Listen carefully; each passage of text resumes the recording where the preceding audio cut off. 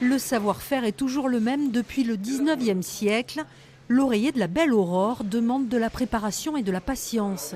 7 viandes différentes, une farce fine de porc, un peu de truffe, le tout sur 3 couches pour une spécialité charcutière de fête.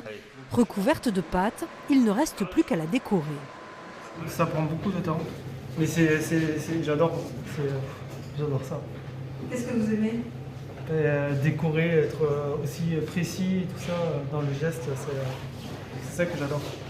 Une recette élaborée par le cuisinier de l'auteur Bria Savarin, en hommage à la mère de celui-ci, prénommée Aurore. Aujourd'hui, la maison Abadie revisite ce plat oublié. Il y a vraiment une recette, il y a vraiment toute une préparation en amont avec l'arrivage des viandes, le parage, la préparation à maturation pendant une nuit au sel, le montage, la confection de la pâte. En fait, c'est vraiment plusieurs étapes à respecter et c'est un gros travail. L'oreiller de la Belle Aurore pèse 16 kilos et devra cuire pendant 4 à 5 heures. Mais le travail n'est pas fini. Patrick élabore des pitiviers, autre vedette des tables de fête. C'est un produit qui marche bien. C'est un produit festif. C'est très agréable pour une entrée, pour 4-6 personnes. Ça passe très bien. Et ça permet d'avoir quelque chose d'original et un peu nouveau.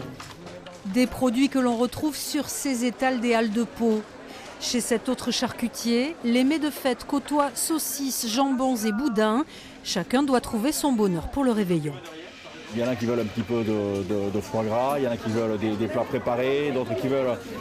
C'est plutôt la tendance, c'est des apéritifs un peu dînatoires. Ils font leur plat derrière. Et après, voilà, on essaie de les accompagner dans le choix ou de leur volaille et de l'accompagnement surtout.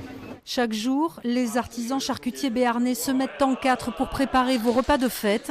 Cette année encore, la gourmandise sera à l'honneur.